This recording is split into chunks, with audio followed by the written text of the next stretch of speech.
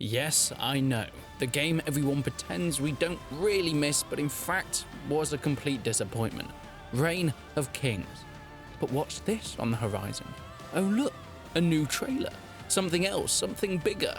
This is Reign and Ruin.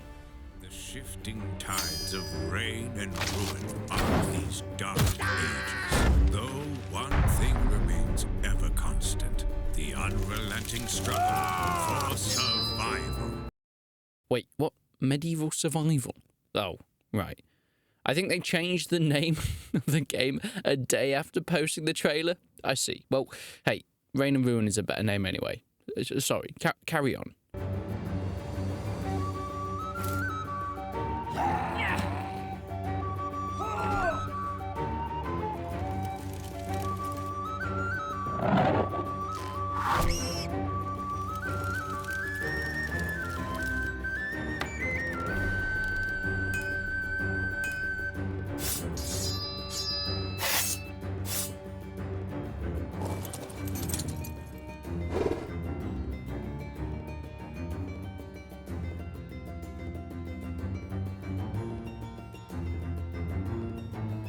Hold on, is that a mammoth? Okay, let's chat about this. I've known about Reign and Ruin for quite some time. Years, in fact. Treb, the lead developer, has been trying to get me to make a video on this title since I was first contacted back in 2020. Yet I've wanted to wait for a proper announcement and trailer to see where the game would actually go without my input. And don't get me wrong, I am excited, but there are a few things that I want to make clear.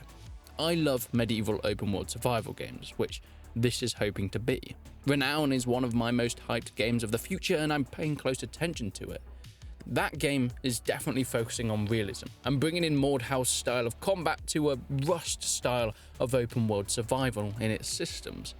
Reign and Ruin, however, seems to be going a bit of a different direction. It started off with medieval realism, but now has leaned more into fantasy elements, and we will see further and further on in the trailer how that comes to be. And I, for one, am a bit skeptical. Sometimes fantasy on a smaller budget can lead to lower quality titles, as it seems hard to get it right with mammoths, huge spiders and dragons, or at least make it look good. But then I looked at the replies of the trailer, and there are many other people that had similar issues with these fantasy introductions. The developers have, however, stated that there will be realism servers solely focusing on the medieval aspect, which personally is a bit of a sigh of relief for me. That aside, what is Reign and Ruin? Well, Treb, the developer, was kind enough to send me some exclusive footage of the game to show you guys so we can have a bit of a deeper look. Here we can have an example of the inventory system. The core of a good survival game is a great user interface with slick movement between external inventories and the players. It looks at the moment rather basic, using a basic grid, and it sounds like nothing special, but hey, at least it's not Life is Feudal's inventory system. You have your basic hotbar and of course armor slots in order to put things in. I think it goes without saying that an open world survival game will include some sort of gathering and resource collection, whether it's stone, minerals like iron, or even wood. You can advance your clan's position, build weaponry and armor for when it's time to go to war.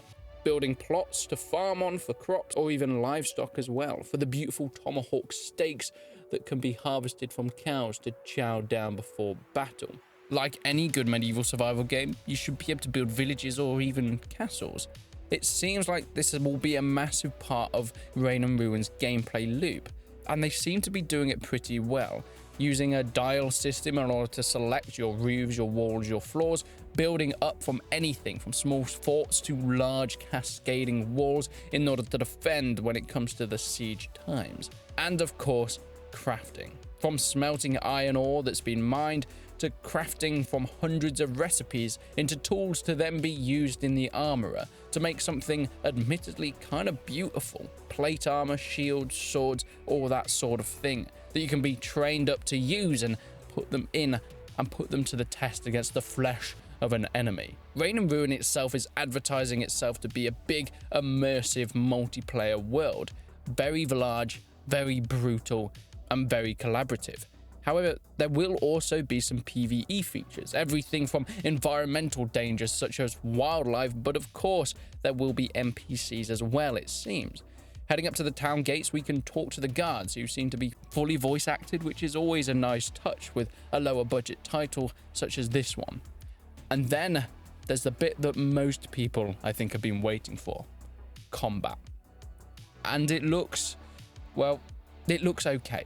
Doing third-person sword fighting is always a seemingly impossible task.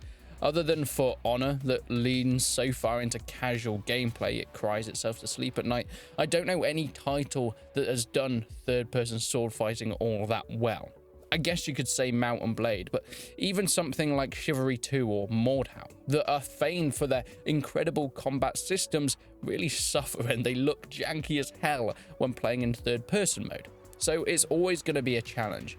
Yet Reign and Ruin's combat really does remind me of, well, Reign of Kings, in that it's incredibly janky. You can jump over, duck, parry or riposte swings. It's a nice, cool touch, attacking and blocking as you'd expect, but in terms of skilled gameplay, it seems very much to rely on the swing for the hills mentality more than anything. And this is something that keeps coming up.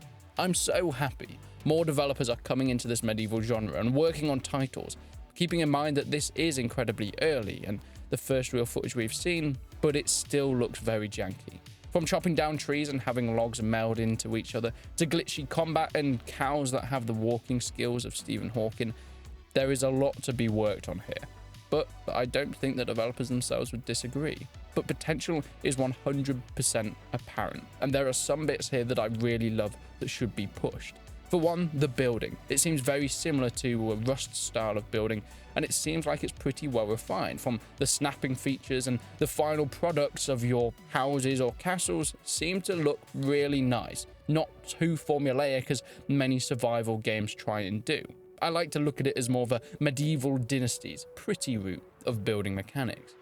You may have noticed that I have also glossed over a lot of the fantasy elements, and that was intentional. The game will include things like god swords, dragons, and of course holy hand grenades, but I'm still very much on the fence with that one, about what it's actually going to bring to the gameplay itself. The more features packed into a title means the less focused the game gets. This often results in core mechanics being a bit sloppy and janky, and that's something that we are starting to see in the trailer itself. I 100% would recommend a strong focus on the core mechanics of crafting, resource gathering, structure building, combat, and maybe for a little unique spin on a genre that, has a lot of games like this, perhaps more of a look into NPCs, PvE elements, and doing side quests for NPCs that help you gain loot and skills that will help you in your war against other players. But hey, what do I know?